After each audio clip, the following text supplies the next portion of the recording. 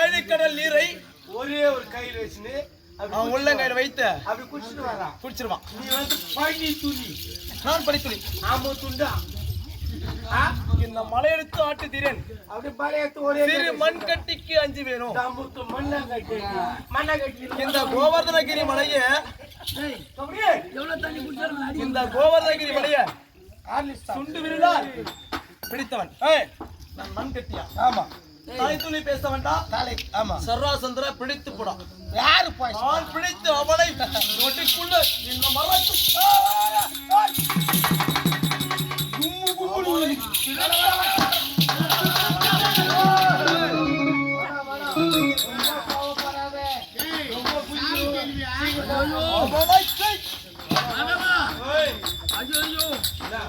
அவன் அடித்த அடி பக்கத்து எலும்புகள்லாம் நோவுதுறான். இது வரைக்கும் எத்தனை வாட்டி போர் பண்ணிக்கிறான்? ஒரு வருஷத்துக்கு 3 முறை. ஒரு வருஷத்துக்கு 3 வாட்டி.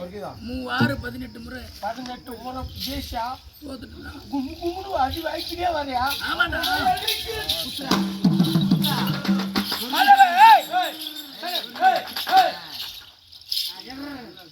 எப்படின்னு சொன்னா ஒருவருடைய விதிவாசமாகப்பட்டது யாருடைய கரத்தால மாட வேண்டுமோ மடிய வேண்டுமோ எழுதிய எழுத்து மாறாது எழுதாத எழுத்து வராது. ஆமா. அப்படி இருந்த போது உலகத்திலே சரி பலப்படுத்தவங்க 7 பேர்கள் யார் என்று சொல்லி பார்க்கலாம். இடும்பன், பக்காசுரன், மணிமாறன், கீச்சகன், துரியோதனன், ஜராசந்தன் அப்படி என்று சொல்லக்கூடிய வரிசையிலே பீமன் இந்த 7 பேரிலே இவனும் ஒருவன். ஆமா. அப்படி இருக்கும்போது இந்த 7 பேரில் எவன் ஒருவனுடைய கரத்தால் ஒருவன் மாளுகிறானோ அவனுடைய கரத்தால் இந்த 6 பேரும் மாள வேண்டும் என்று சொல்லி விதிவாசம். இவனை மடிச்சு எனக்கு நடக்குது சட்டப்பாம்புக்கு சமம். இவனை கொன்னா எனக்கு ஒண்ணும் புரியாது. நீங்க அவன் பலம் உனக்கு வந்து. ஆமா. இவனுடைய பலம் எனக்கு வேண்டாம். இந்த வரிசையில் இருக்கக்கூடிய 7 பேரிலே முதல் முறையாகவே இடும்பா வனத்திலே இடுமன்னு சொல்லக்கூடிய இடும்பாசுரனை மடித்திருக்கிறான். என்னுடைய அத்தை பெற்ற செல்வம் பீமச்சேனை பீமம் அடித்திருக்கிறான். அவனுடைய இடுமனுடைய பலம் யாருக்கு வந்திருக்கிறது? பீமனுக்கு வந்திருக்கிறது. அதாவது முன்னித்தி மங்கலத்திலே பகன் என்று சொல்லக்கூடிய பக்காசுரனை மடித்திருக்கிறான். பக்காசுரனை ஒரு நாளைக்கு ஒரு வண்டி சோறு, 2 எருமைக்கடா, ஒரு மனுஷன் நர மனுஷன். இந்த இதை எடுத்துட்டு போன ஆளு திரும்பி வர மாட்டான்.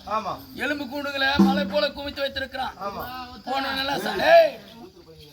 போனவனெல்லாம் சவுத், அதாவது போனவனெல்லாம் சாப்பிட்டு மலை போல குவித்து வைத்திருக்கிறான் இந்த எலும்பு கூட. இந்த ஒரே வீட்டுக்கு ஒரு தாய்க்கு ஒரு மகன். அன்னைக்கு அந்த வரிசையில் அந்த அம்மையாரகப்பட்டவ அந்த பிள்ளை கிட்ட கொடுத்து ஒரு வண்டி சோறு, 2 எருமைக்கடா அந்த பிள்ளை போகணும். இந்த படம்பாவி துரியம் செய்த வஞ்சகத்தாலே இந்த அருக்கு மாளிகையில் இருந்து நாங்கள் தீயில தப்பி இந்த பஞ்ச பாண்டவர் இந்த முன்னித்தி மங்கலத்தை வந்து அடைந்தார்கள். அடைந்த பிறகு அந்த இல்லறத்தில் அந்த அம்மையார் அழுது கொண்டிருக்கிறாங்க. அழுததை பார்த்தார்கள். குந்தமாதேவி சென்று அம்மா நீ எதற்காக அழுது கொண்டிருக்கிறேன் கேட்டாங்க. கேட்ட பிறகு என்னுடைய பிள்ளையாகப்பட்டது இன்றைக்கு போன பிள்ளை திரும்பி வருமோ வராதோன்னு சொல்லி அழுது கொண்டிருக்கிறேன். எதற்காக ஒன்று கேட்டா இந்த முன்னித்தி மங்கலத்திலே பகன் என்று சொல்லக்கூடிய பக்காசுரனுக்கு ஒரு வண்டி சோறு, 2 எருமைக்கடா, ஒரு நர மனுஷன் ஒரு நாளைக்கு பலி என்று தெரிவித்தார்கள். அப்படி இல்லைன்னு சொன்னா இந்த முன்னித்தி மங்கலத்திலே அதம் செய்து விடுவான் அந்த பாவினை தெரிவித்தார். சரி அப்படியாக இருந்தா இன்றைக்கு என்னுடைய மகனை நான் அனுப்பி வைக்கிறேன், உன்னுடைய மகனை நிறுத்திக் கொண்டு தெரிவித்தார். நீ யாரோ என்னவோ என்னுடைய நாட்டுக்கு வந்து எனக்காக உன்னுடைய பிள்ளையை பலி கொடுக்க வந்திருக்கிறியே, வேண்டாமா என் பிள்ளை மாடட்டும் அப்படின்னு தெரிவித்த ஒன்னும். அம்மா எனக்கு 5 பிள்ளைகள் இருக்கிறாங்க. 5ல் 1 போன 4 இருக்குது. இந்த 4ல ஏதோ ஒண்ணு என் பேர் சொல்லிக்கோ. நீ ஒரே ஒரு பிள்ளையை பெற்றிருக்கிற, உன் பிள்ளை நீ காப்பாத்து, என்னோட மகனை அனுப்பி வைக்கிறேன்னு சொல்லி இந்த ஒரு வண்டி சோறு, 2 எருமைக்கடா இதை எடுத்துக்கொண்டு போனா பீமன். போகும்போது இவனுக்கு பசி பொறுக்கல. இந்த ஒரு வண்டி சோத்தை 3 உருண்டையா உருட்டினான். 2 உருண்டை சாப்பிட்டான், 3வது உருண்டை தொண்டை போயில ஆச்சுக்கிச்சு. இவன் சோத்தை எடுத்துன்னு வந்து நம்மளுக்கு கொடுக்காத இவனை சாப்பிடறான்னு சொல்லிட்டு இந்த பக்காசுரன் வந்து ஓங்கி ஒரு அடி அடித்தான். முதுகுல குத்தனான். இந்த தொண்டை கோயில இருக்கிற சோறு உள்ள இறங்கிச்சு. இறங்கின உடனே நண்பா கை கூடன்னு கேட்டான் பீமச்சேனை. அப்படி கை கூடன்னு கேட்ட பிறகு ஏண்டா எனக்கு வந்து சோத்தை நீ சாப்பிட்டு நண்பா கை கூடன்னு கேட்கறியே, உனக்கு எவ்வளவு ஒரு ஆணவம் தெரியுதா? அட பாவி, எனக்கு பசி எடுத்துக்கிட்டு நான் சாப்பிட்டேன், நான் வேணா இன்னொரு வண்டி சோறு நான் எடுத்துன்னு வரேன்னா அதெல்லாம் முடியாது, நீ தான் எனக்கு பலி இன்னைக்கு சொல்லிட்டு இருவருமே மன்னித்து செய்தாங்க. முன்னித்தி மங்கலத்திலே பகன் சொல்லக்கூடிய பக்காசுரனை மன்னித்தான். யாரு? பாண்டவர் நடுப்பிறந்து வாயுபுத்திரனுக்கு பிறந்தவன் பீமச்சனை. ஆமா. அப்படி இந்த வரிசையில இருக்கக்கூடிய 2 பேரை மடித்திருக்கிற பீமச்சனை. ஆமா.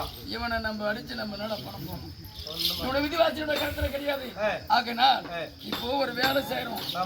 அந்த வேலையை மொத்தமே ஒரு ஆளால செய்ய முடியலன்னா நம்ம என்ன பண்ணுவோம்? கூலி ஆளு கூப்பிடுவோம். இப்ப நான் கூலிக்கு ஆளை கூப்பிட்டு போறேன். கூலிக்கு ஆளு? ஆமா. சண்டைக்கு ஆளை கூப்பிட்டாரு. கூலி ஆளு? கூலி ஆளு. ஏண்டா இப்ப 100 போய் பயிர் வைக்கிறதுனால பயிர் வைக்க ஒரு ஆளை செய்ய முடியுமா? 10 பேரை வச்சாதான் அந்த வேலையை சாதிக்கும். அதாவது